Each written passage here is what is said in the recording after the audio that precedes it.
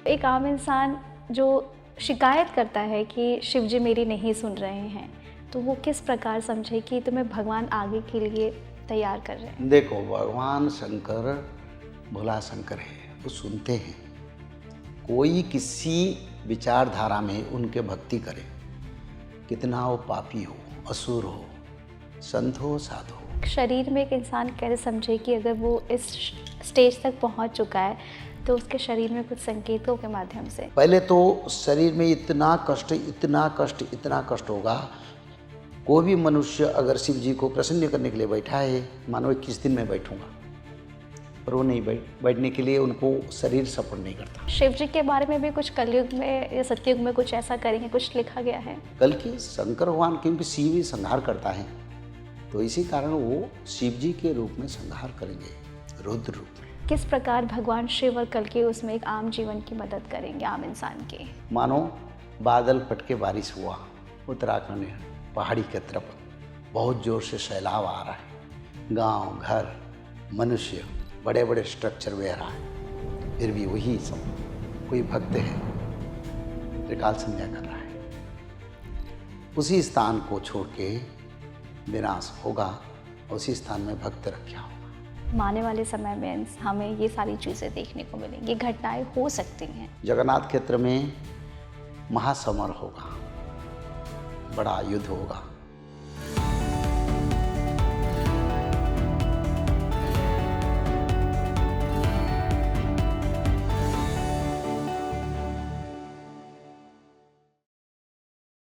नमस्ते, hello and welcome to speaking tree. मैं सोनी भारद्वाज आप सभी का स्वागत करती हूँ।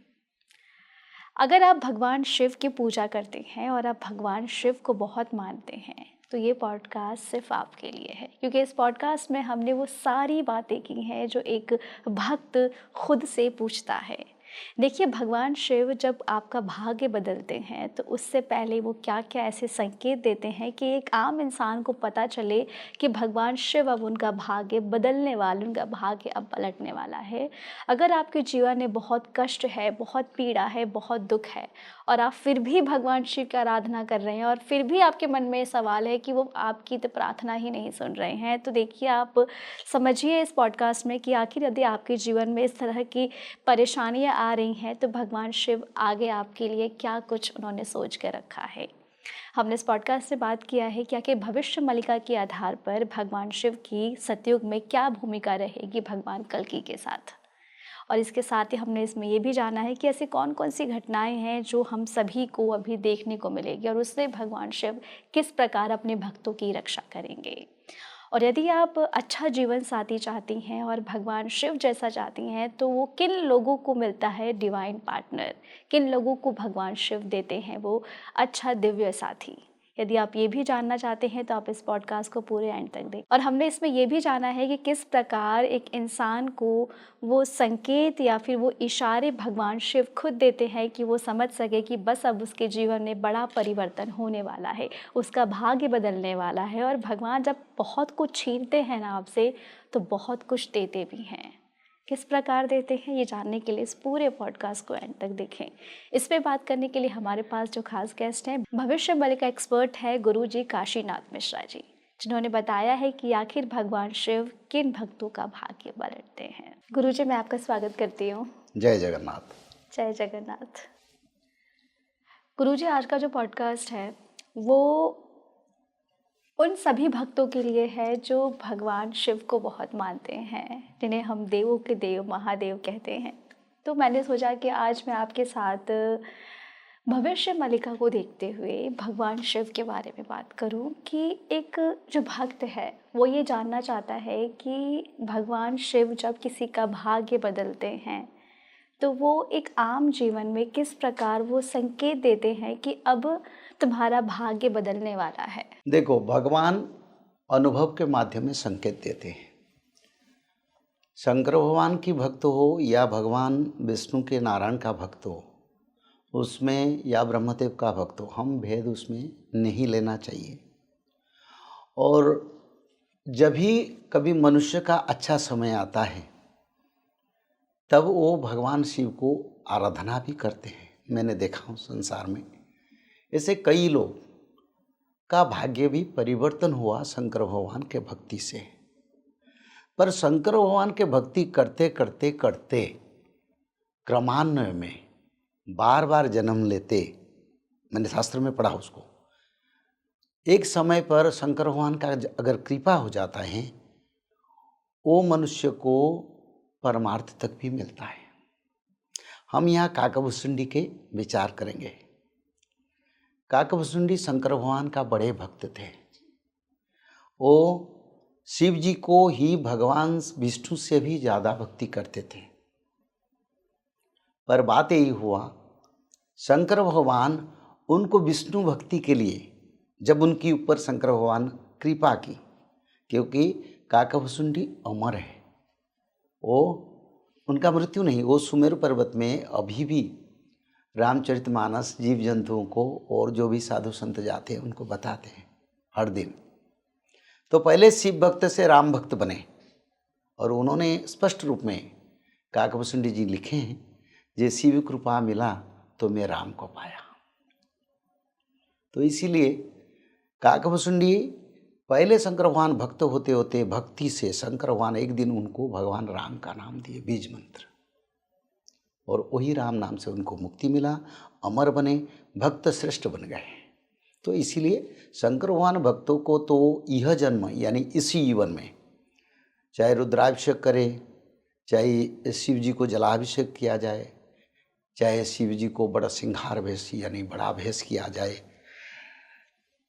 जो भी मनुष्य शिव जी को आराध्य करता है या उनको भक्ति करते हैं उनको फल मिलता है। और सभी मानव संसार में भगवान ने भागवत में बताया, भागवत महापुराण में, मेरा द्वितीय अवतार शंकर भगवान से बताए, और मेरे को छोड़ के मेरे द्वितीय अवतार शंकर भगवान को जो भक्ति करते हैं, उनको शरण में जाते उनकी, उन्हीं लोगों को भी मैं कृपा करता हूँ। इसलिए ब्रह्मा विष्णु महेश्वर एक ही है, मनुष्य विचार में अलग अलग है। भगवान विष्णु कोई भक्त उनको भजता है तो उनको परमार्थ देते हैं। ब्रह्मदेव आयु और तपस्या और युद्ध शक्ति, सब शक्ति में वर प्रदान करते हैं। शंकर भगवान पार्थिव सुख देने के लिए चंचल अति शीघ्र मिल जाता है। और सबसे बड़ा ग्रह नक्षत्र की स्थिति अगर किसी का बुराई है तो शंकर भगवान का रुद्राभिषेक करे तो 100% गारंटी उनका ग्रह दोष कट जाता है और अच्छा फल भी मिलता है। गुरुजी ऐसा कहते हैं कि जब किसी के जीवन में बहुत कष्ट आता है, बहुत दुख होता है, बहुत पीड़ा होता है, तो शंकर भगवान उसके बाद उसके जीवन में बहुत बड़ा परिवर्तन करते हैं कि तुम पहले कष्ट भोग लो, फिर मैं तुम्हें सुख की प्राप्ति दूंगा। तो एक आम इंसान जो शिकायत करता है कि शिव जी मेरी नहीं सुन रहे हैं, तो वो किस प्रकार समझे कि तुम्हें भगवान आगे के लिए तैयार कर रहे हैं? देखो, भगवान शंकर भोला शंकर है, वो सुनते हैं। कोई किसी विचारधारा में उनके भक्ति करे, कितना वो पापी हो, असुर हो, संत हो, साधु हो, तत्क्षणात फल देते हैं शंकर भगवान। शंकर भगवान देर नहीं करते हैं। पर पार्थिव सुख मिलता है, पर क्रमान्वय में मुक्ति मिलता है। बात यही है, मनुष्य को यह जन्म सुख चाहिए तो शंकर भगवान का कृपा के लिए आराधना करे तो उनको फल मिलेगा इमीडिएट। हाँ, इमीडिएट फल। पर वो पूजा विधि एक साधना की तरह बताता हूँ। हाँ। एक वो पूजा विधि एक साधना की तरह, यानी अभिषेक करना, रुद्राभिषेक करना, शंकर भगवान के जो धाम को यात्रा करके, जैसे अघोरी लोग वहाँ पर बैठ के 100 वर्ष, 50 वर्ष, 60 वर्ष, 10 वर्ष तपस्या करते हैं, जैसे लोग जलाभिषेक करते हैं श्रावण महीना में। इससे कोई व्यक्ति नहीं श्रावण महीना में जो जल लेके जाते हैं शंकर भगवान के पास, सबका कामना सिद्धि होने के कारण वो जाते हैं, और जो भी करते हैं कामना रखे उनका भी सिद्धि हो जाता है। क्योंकि शंकर भगवान किसी का लायबिलिटी रखते नहीं। भगवान विष्णु सफाई करते हैं और एक जन्म में मुक्ति देते हैं। शंकर भगवान यह जन्म में सुख देते हैं और क्रमान्वय में भगवान विष्णु के पास लेके मुक्ति देते हैं। गुरुजी, यदि कोई भगवान शिव की साधना करता है या फिर मंत्र जप करता है तो एक कहते हैं कि शरीर भी कुछ संकेत देते हैं, तो एक शरीर में एक इंसान कैसे समझे कि अगर वो इस स्टेज तक पहुंच चुका है तो उसके शरीर में कुछ संकेतों के माध्यम से? देखो, पहले अगर हम किसी भी भगवान की पूजा विधि या साधना, कोई निष्ठा, कोई लिमिटेशन समय के बीच भगवान को आराधना करते हैं, पहले बहुत सारे गलत नेगेटिविटी आता है। जैसे कोई परेशानी होना, शारीरिक कष्ट होना, बाह्य से यानी आउटसाइड मैंने देखा हूँ। मैंने तो साधना नहीं किया, पर मेरे को ये पता है, बहुत बड़े बड़े साधुओं के साथ बात किया, जो शंकर भगवान को साधना करते हैं या बैठ के एक निर्दिष्ट फल के लिए कई दिन कई समय तक बैठ के उनके ध्यान में रहते हैं, उनके मंत्र, बीज मंत्र को भजन करते हैं, त्र्यंबक मृत्युंजय मंत्र हो, बीज मंत्र हो, नमः शिवाय हो, जो भी हो, तो क्या होता है, कोई कारण नहीं बाहर से उनको ऑब्स्ट्रक्शन आता है, बड़ा भयानक आवाज़ आता है। ये मेरा एक्सपीरियंस नहीं, पर मैंने लोगों से बात किया जो लोगों ने शंकर भगवान का साधना में थे, तो उनको पहले तोड़ना पड़ेगा। ऐसे ये भी होता है, शरीर का जो बोलते हैं ना, शरीर में क्या इन्फॉर्मेशन आता है ताकि हमको फल मिलने वाले हैं। हाँ, पहले तो शरीर में इतना कष्ट, इतना कष्ट, इतना कष्ट होगा। कोई भी मनुष्य अगर शिव जी को प्रसन्न करने के लिए बैठा है, मानो 21 दिन में बैठूंगा, पर वो नहीं बैठने के लिए उनको शरीर सपोर्ट नहीं करता। पहला दिन, एक दिन, 2 दिन बड़ा कष्ट होगा, जैसे कि मैं छोड़ के चल जाऊँ, नहीं भजन करूँ। फिर 2-3 दिन के बाद ऐसा होता है, ना भूख होता है, ना प्यास आता है, ना कुछ भी आता है। फिर प्रभु पॉजिटिविटी, उनका शरीर का बल बढ़ता है, उनका मन बल बढ़ता है, उनका डरावने जो सिचुएशन वो भी दूर हो जाता है। फिर वो सोचता है मैं मंजिल के करीब हूँ और मैं शिव जी के कृपा प्राप्त कर पाऊँगा। तो इसलिए पहले ऑब्स्ट्रक्शन 1-2 दिन होता है। उसका बाद अगर भक्ति से कोई बैठ जाए, फिर शंकर भगवान उसको भी सपोर्ट देके लेके लास्ट तक पहुँचाते और आशीर्वाद भी करते। गुरुजी, क्या किसी का समय पलटने वाला है तो क्या सपनों के जरिए भी भगवान शिव कुछ संदेश देते हैं अपने भक्तों को? देखो, ब्रह्मा विष्णु महेश्वर तब संकेत देंगे अगर उनको हम आराधना करेंगे, उनको मन में लाएंगे या उनकी विचार करेंगे। जब तक उनके विचार हमारा मन में नहीं, वो कुछ संकेत नहीं देंगे।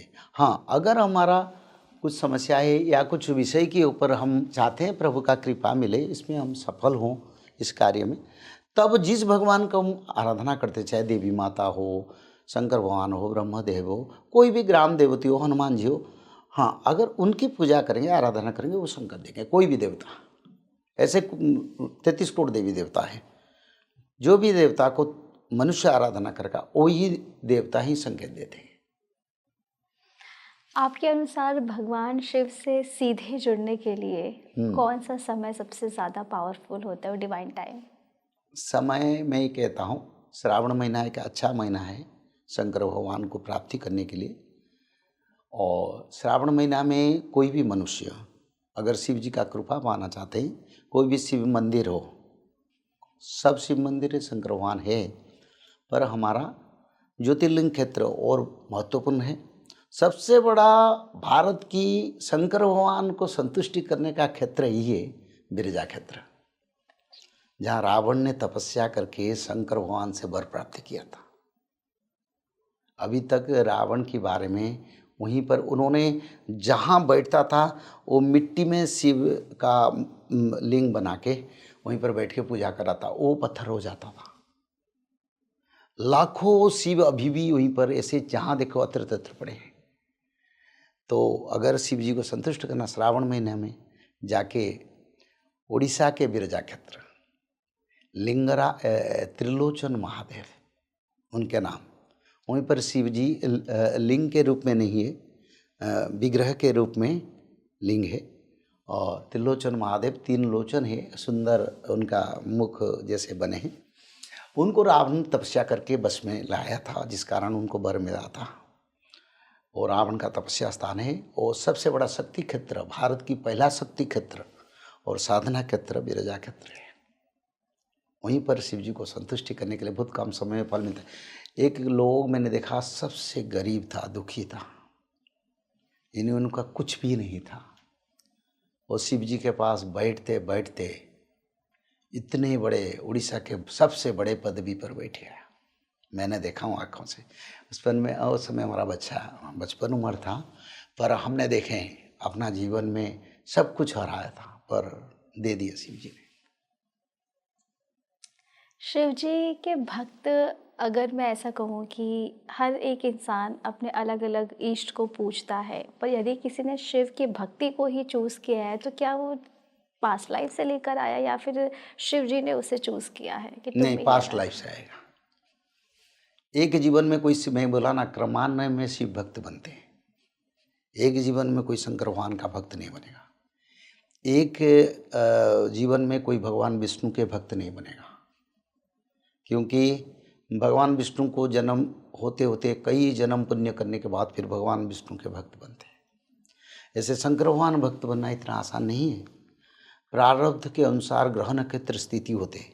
ग्रह नक्षत्र की स्थिति के अनुसार मनुष्य शिव भक्त बनेगा, विष्णु भक्त बनेगा, देवी भक्त बनेगा, कोई साधना तंत्र में जाएगा, ये सब पहले से निश्चित है।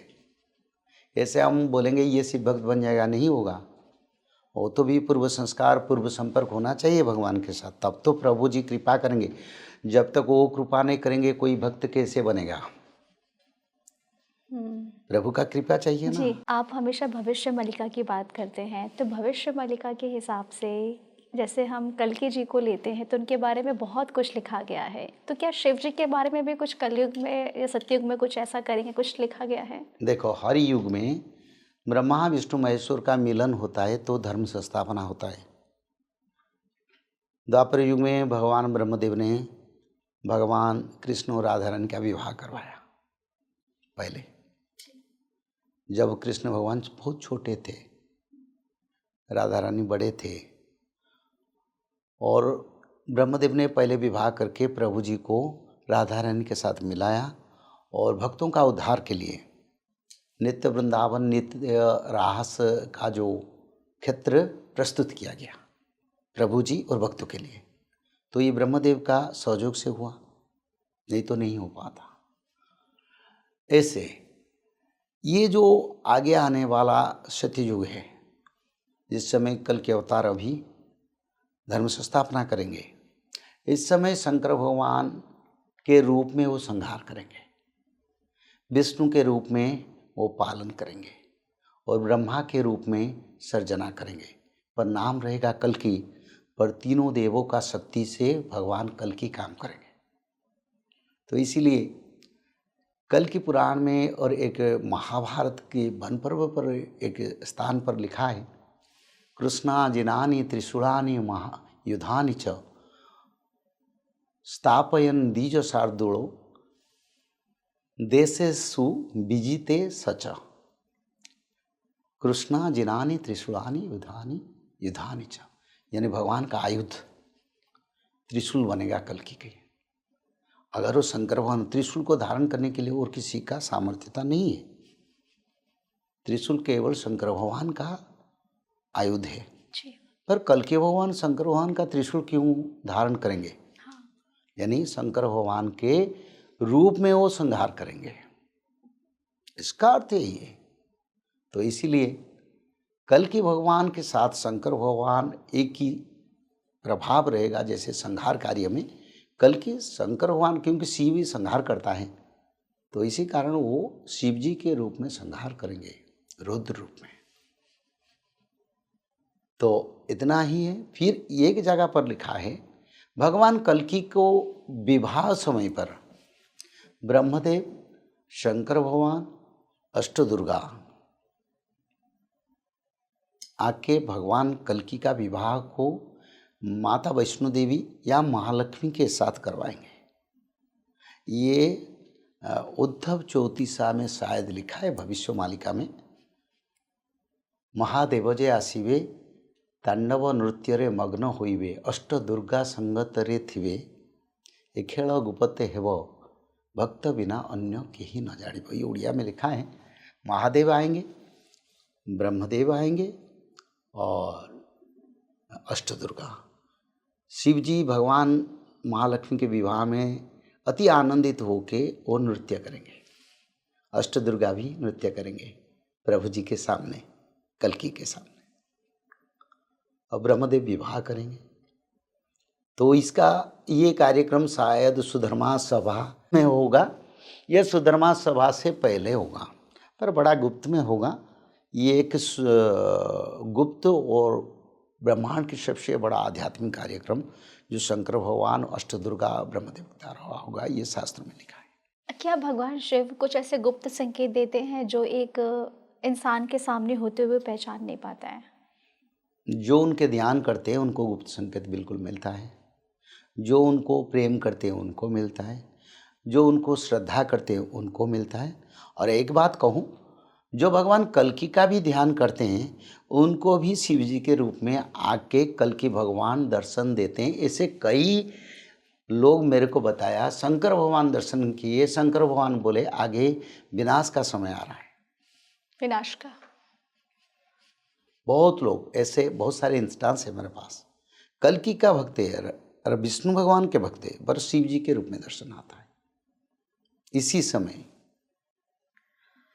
गुरुजी, अभी अपने विनाश की बात कही, हम इतनी सारी घटनाएं देख रहे हैं, हो रहे हैं, तो आपने कहा था कि भारत आगे विश्व गुरु बनेगा, लेकिन त्रिकाल संध्या के ज़रिए हम आने वाली चीज़ों पर कंट्रोल कर सकते हैं। तो अभी आपको क्या क्या नज़र आ रहा है कि और ऐसी घटनाएं होने वाली हैं, तो किस प्रकार भगवान शिव और कल्कि उसमें एक आम जीवन की मदद करेंगे, आम इंसान की? देखो, ब्रह्मा विष्णु महेश्वर एक ही है। इस समय भगवान विष्णु को पूजा करना चाहिए। जो भगवान विष्णु की पूजा करेंगे वो शिव जी का सानिध्यता भी पाएंगे, ब्रह्मा जी का भी पाएंगे। तो इसीलिए कोई भी शिव भगवान का भक्ति करता है, करने से कोई समस्या नहीं, एक ही है। पर इसी समय त्रिकाल संध्या इसलिए हम बोलते हैं, पंचभूत का प्रलय होगा। मानो हम 5 मंजिल अपार्टमेंट में हैं, 15 मंजिल अपार्टमेंट में हैं, भूकंप हो रहा है, घर ऐसे ऐसे इधर उधर हो रहा है जी। बचने की समस्या, माने बचने की आशा नहीं है, भी बहुत बड़ जोर से हो रहा है, सारे गिरने वाला। अगर उसी समय कोई त्रिकाल संध्या को भजन करे, कुछ क्षण के लिए उनको उधार तक भूकंप भी रोक सकता है। मानो बादल फट के बारिश हुआ, उत्तराखंड पहाड़ी की तरफ बहुत ज़ोर से सैलाब आ रहा है, गांव, घर, मनुष्य, बड़े बड़े स्ट्रक्चर बह रहा है, फिर भी वही समय कोई भक्त है त्रिकाल संध्या कर रहा है, उसी स्थान को छोड़ के विनाश होगा, उसी स्थान में भक्त रखा होगा। त्रिकाल संध्या एक तत्व है, जो तत्व मानव को धरती पर आने वाले सारे आपदा से, मिसाइल अटैक हो रहा है, सारे बम्बार्डमेंट हो रहा है, लोग रो रहे हैं, मर रहे हैं, घर तोड़ रहा है, चारों ओर मिसाइल अटैक हो रहा है, और उसमें भक्त आ रहा है त्रिकाल संध्या करके चलते चलते, तो मिसाइल भी थोड़ा घुच के रहेगा, वो जब तक उसी चक्रव्यूह से नहीं निकले। ऐसे त्रिकाल संध्या तत्व है, क्योंकि त्रिकाल संध्या हमारी जीवन का, देवताओं का रक्षा सूत्र त्रिकाल संध्या। देवता लोग अमर बने त्रिकाल संध्या करके, मनुष्य भी त्रिकाल संध्या करके अमर तो बनेगा सत्ययुग में, अभी आने वाला आपदा से भी रक्षा होगा। एक ही देखो, स्वर्ग में भी देवता लोग भोजन करते हैं, हम जैसे चावल दाल खाते हैं, वो दिव्य भोजन करते हैं। उनका अनाज, उनका चावल, उनका मिठाई हमारी धरती से और टेस्ट है, उनका टेस्ट का कोई सीमा नहीं है, वो भी खाते हैं।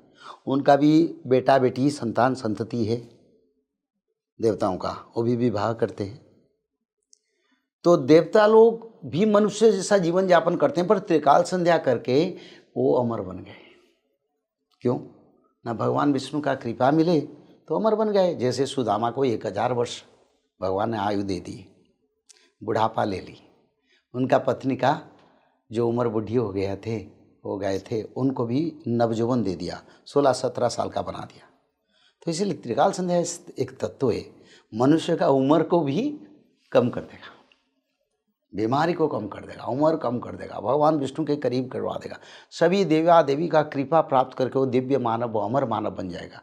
मैं तो कहूँ कोई 10-15 साल त्रिकाल संध्या अगर सही समय पर निष्ठा के साथ स्नान विधि पूर्वक कोई भी करे, उनका मृत्यु नहीं होगा।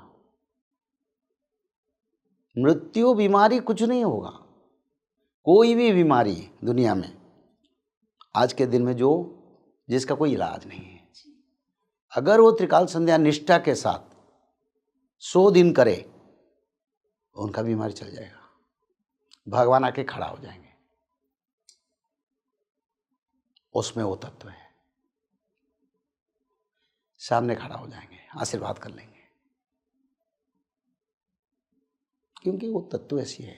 गुरुजी, मैंने शुरुआत में आपसे भगवान शिव की बात की थी, तो भगवान शिव किस प्रकार अपने भक्तों की परीक्षा लेते हैं? देखो, शंकर भगवान किसी की परीक्षा नहीं लेते। हमारा कर्म अगर शुद्ध है तो परीक्षा नहीं लेंगे। अगर हमारा कर्म में खोट है, हम पाप करके गलत करके शिव जी की शरण में आ रहे हैं, तो उसी समय तुम्हारा शोधन करेंगे शंकर भगवान। शोधन का अर्थ शारीरिक कष्ट देना, व्याघात डालना, पूजा विधि नहीं हो पाना। जितने दिन का समय लेके हम भगवान को आराधना का, जो कम से कम 21 दिन, 12 दिन, 11 दिन, 108 दिन, 627 दिन, ऐसे कई कई प्रकार का आराधना है। उसी बीच में बाधा नहीं आएगा जिसका कर्म ठीक है, जिसका कर्म खोटे, जो पराई का अनिष्ट कर ले कर रहे, तो शिव जी उसी समय उसको बार बार व्याघात देते।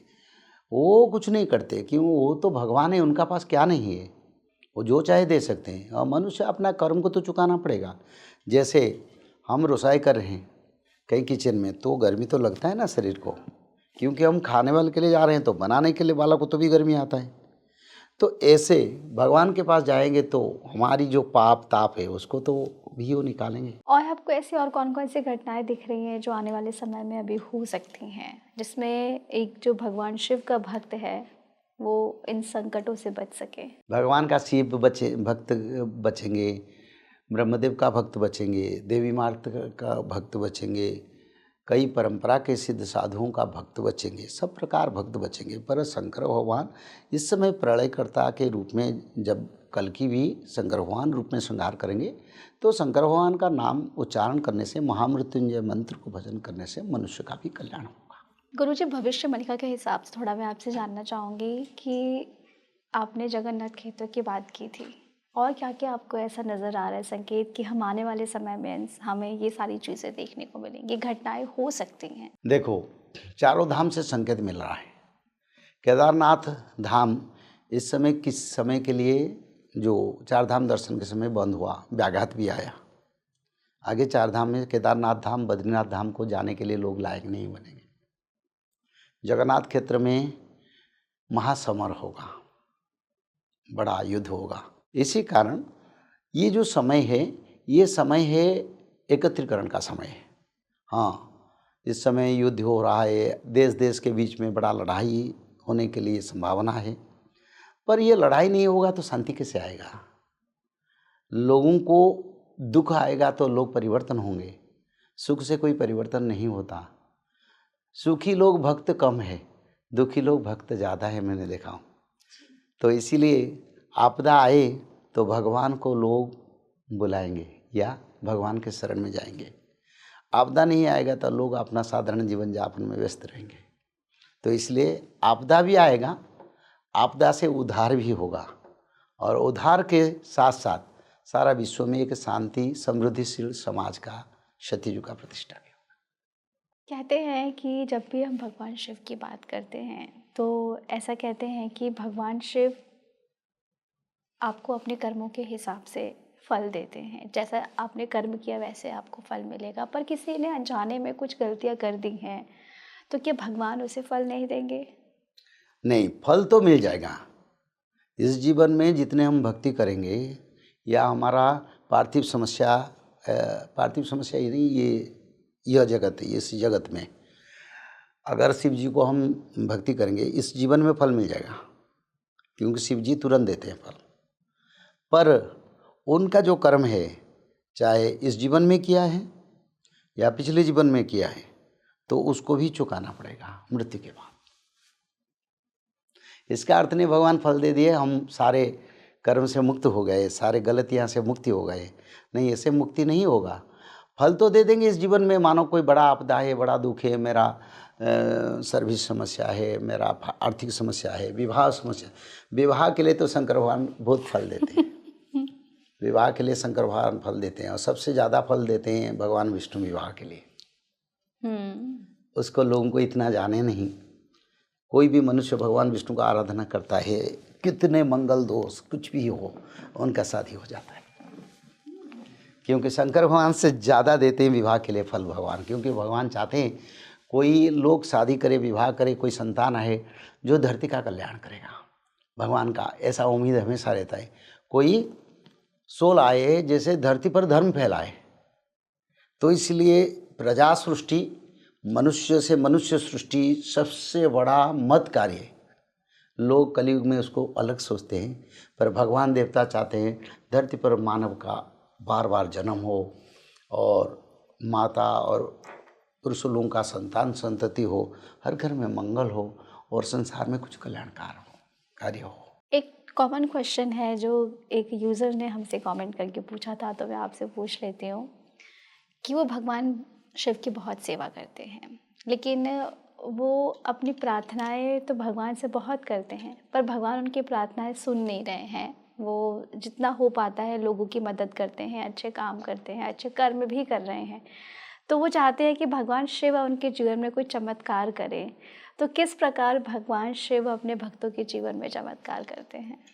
मैं उनको बोलना चाहता हूँ, वो किसी भी शंकर भगवान मंदिर में जाके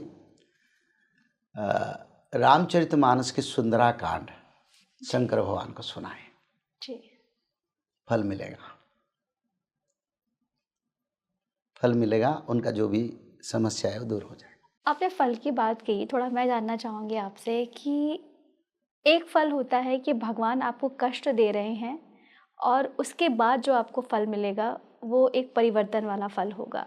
एक फल होता है कि भगवान ने आपने जो मांगा, जैसा मांगा भगवान ने आपको तुरंत आपकी झोली में दे दिया, बट उसके बाद फिर आपको स्ट्रगल फेस करना है। तो ये जो भगवान का फल देने का तरीका है, ये किस तरीके से इंसान समझे कि भगवान ने अगर मुझे पहले दिया है तो बाद में सही होगा?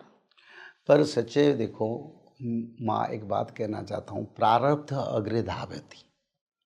मैं पहले से इसको बताया था, और इससे पहले बताया इसी एपिसोड में।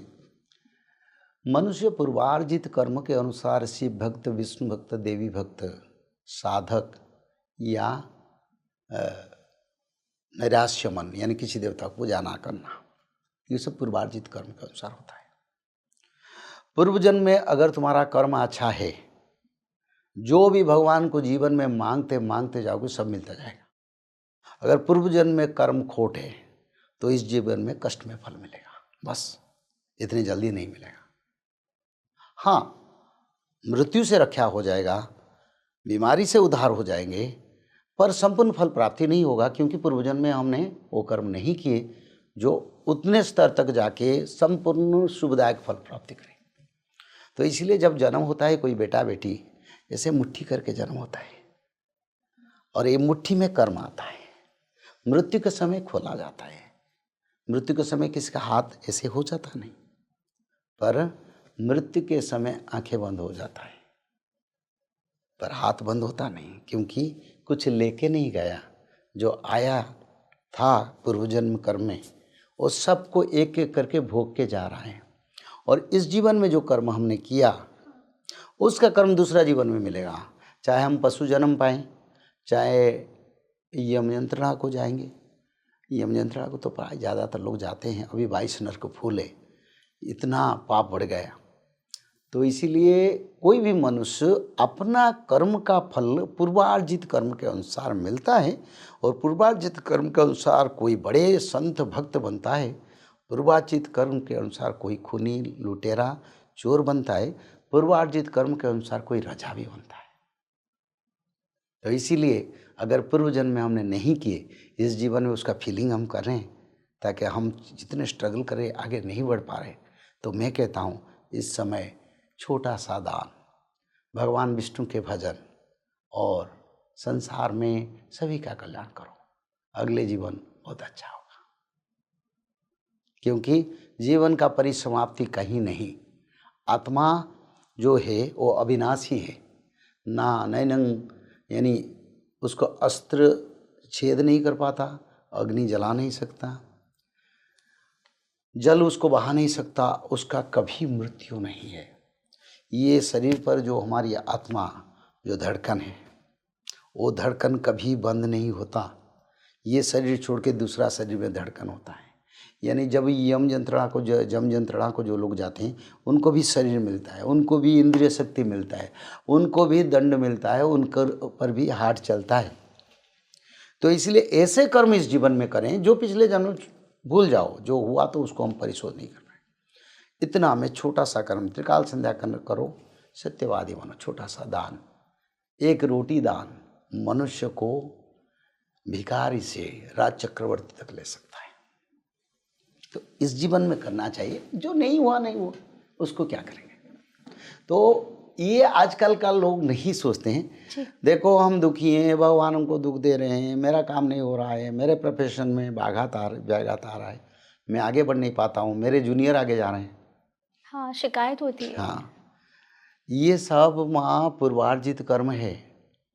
कोई जो कि झुपड़ी में जन्म होके IAS बनता है, कोई अपने बेटा बेटी को डून स्कूल में पढ़ाते पढ़ाते शराब पी के कहीं रास्ता में गिर रहा है। प्रारब्ध अग्रे धावति। मनुष्य को जैसे आप लाइट लगाते हैं तो आगे चलता है, लाइट हम पीछे चलते हैं, अंधेरा को तोड़ता है। ऐसे कर्म लाइट है के चलता है आगे और हम उसके पीछे चलते हैं। मनुष्य सोचता है हमारा जीवन सब नैराश्य, नहीं, तुम लोगों ने कर्म नहीं किया, इस कारण हुआ है, तो इस जीवन करो, क्योंकि तो मृत्यु नहीं होगा। चाहे हम जन्म चक्र में बार बार जन्म होंगे, नहीं तो वैकुंठ सुख प्राप्ति हो सकते हैं, नहीं स्वर्ग सुख प्राप्ति कर सकते हैं। स्वर्ग सुख के बाद फिर मनुष्य को जन्म होना पड़ता है, देवता होने के बाद मनुष्य को देवताओं को जन्म होना पड़ता है। एक ही जगह वैकुंठ है जहाँ जन्म होने के बाद और जन्म लेना नहीं पड़ता है, मृत्यु नहीं होता है, उम्र नहीं घटता है, सदा यौवन रहता है और अपने धरती ब्रह्मांड सूर्य चंद्र ग्रह नक्षत्र तारा चाहे दुनिया से नहीं रहेंगे, भगवान विष्णु रहने तक वो लोग सुखी होकर रहते हैं। ब्रह्म प्रलय भी उनको बाधा नहीं देता है। ब्रह्म प्रलय में सभी लोग जल में डूब जाते हैं, ब्रह्मलोक तक, यानी ब्रह्मदेव भी भगवान शरीर में समा जाते हैं, उनका पोस्ट पदवी चल जाता है, शंकर भगवान का चल जाता है, सबका, देवता का, इंद्रदेव का, सबका चल जाता है। पर जो वैकुंठ में रहते हैं वो लोग देखते हैं ब्रह्म प्रलय हो रहा है, पर उन तक जल स्पर्श नहीं करता, क्योंकि वो भगवान के पुर है, कृष्ण के क्षेत्र है, भगवान विष्णु के क्षेत्र, उस क्षेत्र में कोई विनाश, कोई आपदा नहीं, सब सुखी है। वो दिव्य भोजन भी वो भी खाते हैं, ऐसा नहीं वो ऐसे खाली घूमते हैं, वो भी खाते पीते हैं। और इंद्रिय सुख जैसे भोजन का सुख, स्वाद का सुख और शरीर का सौंदर्यता, ये सब कुछ रहता है सब लोक में। 7 वैकुंठ है, 14 ब्रह्मांड है, सभी जगह पर जीव सत्ता है। गुरुजी, अभी आपने कहा कि हमें यहाँ पे जो भी मिलता है, कोई मिडिल क्लास का है, कोई रिच फैमिली का है, जिसकी जैसा स्टेटस है, वो सब हमारे कर्म ही होते हैं, कर्म जो हमें यहाँ पे मिलते हैं। कोई पिता माता बोले मेरे बेटा को मैंने डॉक्टर बना दिया, मैं तो कहूँगी देखो ये तुम्हारा गलत फहमियाँ है। तुम्हारा बच्चा डॉक्टर बनेगा क्योंकि वो पूर्वजन्म में कर्म करके आया है, इसीलिए तुम्हारे घर में भगवान उसको जन्म दिया है। और ऐसे भी लोग लाखों कोशिश करके अपने बेटा को पढ़ाते हैं, कोशिश करके नहीं कर पाते हैं, पैसा खर्च करते हैं तब भी नहीं हो पाता है। पर ये अपने आप कैसे बन गया, तू बना दिया, तुम क्या भगवान हो? नहीं। यानी एक जगह पर देखते हैं परिश्रम, मेहनत, पैसा फेल मार जाता है, यानी वो फल नहीं देता है, डॉक्टर नहीं बन पाया। पर एक जगह पर देखते हैं वो डॉक्टर बन गया, पिता माता कहते हैं हम उनको डांटते डांटते बना दिया, नहीं, उन जगह पर तो बहुत डांटते थे, उनने बहुत पैसा खर्च किया, उनका बेटा क्यों नहीं हुआ? तो इसका कर्त कर्म, इसका अर्थ कर्म है, पूर्व जन्म का कर्म। मैं कहता हूँ इस जीवन में नहीं हुआ तो पूरा भूल जाओ, अच्छा कर्म इस जीवन में करो, आगे जीवन अच्छा रहेगा। कहते हैं ना कि आपके जीवन में किसी एक का आना निर्धारित है, वो भाग्य में वो कई सारे लोग आते लिख चुका है। तो फिर आपके जीवन में जो लोग आते हैं और चले जाते हैं, फिर वो क्यों आते हैं? हाँ, ये बिल्कुल सही है बेटी। संसार में मनुष्य सुख दुख और नैराश्यता का समाज है। वो नहीं आएंगे तो नैराश्यता कहाँ आएगा, वो नहीं आएंगे तो सुख दुख कैसे आएगा। तो इसीलिए संसार में बहुत लोग जानते नहीं हमारा मंजिल कहाँ है। वो सोल, वो मनुष्य कहीं कहीं एक्सीडेंट होते हैं और मनुष्य के पास वो दिव्य ज्ञान ना होने के कारण वो उसी समय सही निर्णय नहीं ले पाता है और कुछ समय के लिए उनके साथ एडजस्ट होके गुजर जाता है, फिर उसका बाद वो निकल जाते हैं। क्योंकि ये भी पूर्वार्जित कर्म है। जिस आत्मा को, जिसको मनुष्य कभी चाहता था, भगवान इस जीवन में उनको लाके मिला देते हैं। जितने उनका भाव था, जितने उनका विचार था, उतने समय तक वो टिकता है, उसका बाद फिर वो चल जाता है। और भगवान सिर्फ मिलाते हैं, भगवान कुछ ज़्यादा नहीं देते हैं, कम भी नहीं देते हैं। जैसे तुम्हारा बैंक में जितना खाता में पैसा है उससे कम नहीं खर्च कर सकते हो, ज़्यादा भी नहीं खर्च कर सकते हो। बिल्कुल ऐसी है। मनुष्य जब जन्म होता है उनका खाता में उसका हिसाब से लिखा है। उनके जीवन में 5-5 फ्रेंड मिलेंगे, बंधु मिलेंगे, उनके साथ इतने समय गुजारेगा। फिर उसके एक बात ऐसे कोई बेटा बेटी मिलेंगे जिसके साथ उनका विवाह होगा, और कहीं किसी का विवाह विच्छेद होगा, और कहीं किसी का संतान नहीं होगा। ये सब पूर्वार्जित कर्म है। भगवान सिर्फ मिला देते हैं। हम जब भगवान को भक्ति करते हैं ना, भगवान मिला देते हैं। पति पत्नी 7 जन्म तक एक साथ आते हैं। जो पति पत्नी अच्छा प्रेम भाव से, प्रेम भाव यानी एक पत्नी एक पति विचारधारा में जो सच में नारी का समर्पणता, पुरुष का समर्पणता रहता है, तो 7 जन्म तक भगवान उनको बार बार जन्म देके सुख देते हैं। जो लोग गलत फहमियाँ शादी करने के बाद भी, पुरुष हो नारी हो, दूसरी जगह पर अपने पति पत्नी के विचार से ना समझ के या कुछ इंद्रियों को खुशी करने के लिए दूसरी विचारधारा में दूसरी पुरुष नारी के साथ कोई भी मिलते हैं, वही लोग का जीवन में विवाह विच्छेद फिर नेक्स्ट जीवन में होता है। आपके अनुसार भगवान शिव किन लोगों को डिवाइन पार्टनर देते हैं? जिसका पास निष्ठा है, जिसका पास श्रद्धा है, जिसका पास विश्वास है, जिसका पास सत्यता है। बिल्कुल शिव। एक बार बोलूँ ना, कोई मनुष्य 1 साल मिथ्या नहीं बोलेगा, सत्य बोलते रहेगा। देखो शंकर भगवान का दर्शन आ जाएगा। हमारे पास सब कुछ है। यही मनुष्य देवता बनता है, यही मनुष्य इंद्रपद पाता है, यही मनुष्य संसार की सिद्ध साधु अमर बनता है, यही मनुष्य भी नरक को जाता है, यही मनुष्य अपमृत्यु में मरता है, यही मनुष्य अपने जीवन भर रोता है अपने कर्म के कारण। इसीलिए शायद गुरुजी कहते हैं जिन लोगों को अच्छा साथी मिल जाता है, यानी कि उनके कर्म अच्छे थे, इसलिए उनका कहते हैं ना कि उसके आने से या मेरा पति भाग्य पत्नी पलट गया। मिलना ये पूर्वार्जित है। भगवान मिला देते हैं। अगर शंकर भगवान भक्ति करते हैं, कोई छोटी बेटी विवाह के लिए भक्ति करते हैं या भगवान कृष्ण को विवाह के लिए प्रेयर करते हैं, भगवान उनका पूर्व पति को लाके मिला देते हैं। वही काम करते हैं भगवान। वो तो पहले से निश्चित है कौन पति बनेगा किसी का, कौन पत्नी बनेगा किसी का। आज मैं आपके साथ जितने पॉडकास्ट कर रहा हूँ, ये भी पूर्वार्जित कार्य है जिसको मैं परिशोध कर रहा हूँ। हाँ, चाहे मैं धर्म प्रचार में हूँ, मैं धर्म प्रचार के लिए इस समय जन्म हुआ हूँ, पर पूर्वार्जित संपर्क कुछ क्षण आपके साथ ये कार्य होना है, ये पूर्वार्जित है। सब पहले से डिसीजन है। ये जो पॉडकास्टिंग कौन करेगा ये भी निश्चित है। जो पॉडकास्टिंग अभी कर रहे हैं शंकर भगवान के बारे में, ये भी पूर्वा निर्धारित है। और ये समाज में कितने लोग देखेंगे ये भी पूर्वा निर्धारित है, क्योंकि सब लोग इसको नहीं देखेंगे। और जो भक्त है, जिनको आगे बदलना है या भगवान कृपा प्राप्त करना है, कोई लोग कर्म से भटक रहे हैं जिनको मंजिल नहीं मिल रहा है, तो इस पॉडकास्टिंग के माध्यम में उनको दिशा मिलेगा। ये सब मनुष्य का कर्म के अधीन है। मतलब भगवान, यानी मैं कहता हूँ किसी के घर में स्वाद भोजन बनता है, किसी के घर में भोजन बनाते बनाते थक गए, स्वाद नहीं आता है, और पति विरक्त है, बच्चे लोग विरक्त है, बोले कोई स्वाद नहीं, हम जाके बाहर में खाऊंगा। ये भी पूर्वार्जित है। मतलब भगवान आपकी पूरी कहानी को पहले ही प्री प्लान कर देते हैं कि यानी कर्मानुबंधिनी मनुष्य लोके, गीता में बताया ना, कर्मानुबंधिनी मनुष्य लोक है। सब मनुष्य कर्म बंधन में इधर उधर हो रहे हैं, बोलते हैं मेरा हो गया, कोई खुशी होके आनंद होके जश्न बना रहा है। अरे क्या बनाओ, तो पहले से तो ये किया है, तो जश्न का क्या जरूरत है। अगले जीवन के लिए जश्न करने के लिए कर्म करो, जिसका फल हमें तब मिलेगा। हाँ बिल्कुल, इस जीवन में कर्म से हम दूर नहीं होना चाहिए, क्योंकि जो भी आज हैं हम वो पूर्व अर्जित कर्म है। मैं क्यों ये काम कर रहा हूँ, दूसरा लोग तो भारत में बहुत लोग ये काम करते हैं। भविष्य मालिका का प्रचार हिंदी क्षेत्र में मैं कला प्रचार करता हूँ, और आजकल कई लोग उस शास्त्र को भी प्रचार करते हैं। तो उनका नसीब में लिखा है तो प्रचार करते हैं, उनको पुण्य मिलने वाला वो प्रचार करते हैं, नहीं तो नहीं प्रचार कर पाएंगे को। एक जगह पर अच्युतानंद ने लिखे हैं, एणु करी मोर अंत न पाइबे नथिबारु अधिकार। यानी कोई भी मनुष्य जो डिजर्व नहीं है, जो पूर्वार्जित कर्म से शुद्ध पवित्र नहीं है, भविष्य मालिका को नहीं समझ पाएगा। इसको लिखे, बोले दोज हैव नो राइट्स, उनका अधिकार नहीं, so they do not follow this. वही लोग फॉलो करते हैं पूर्वार्जित कर्म के कारण।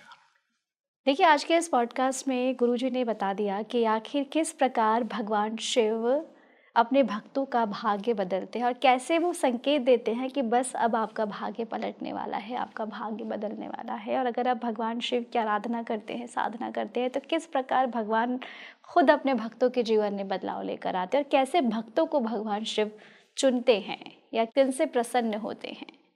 यदि फिर भी कुछ आपके सवाल हैं जो आप पूछना चाहते हैं गुरुजी से, तो हमें कमेंट बॉक्स में कमेंट करें। हम नेक्स्ट पॉडकास्ट में आपके सभी सवालों को लेकर ज़रूर आएंगे।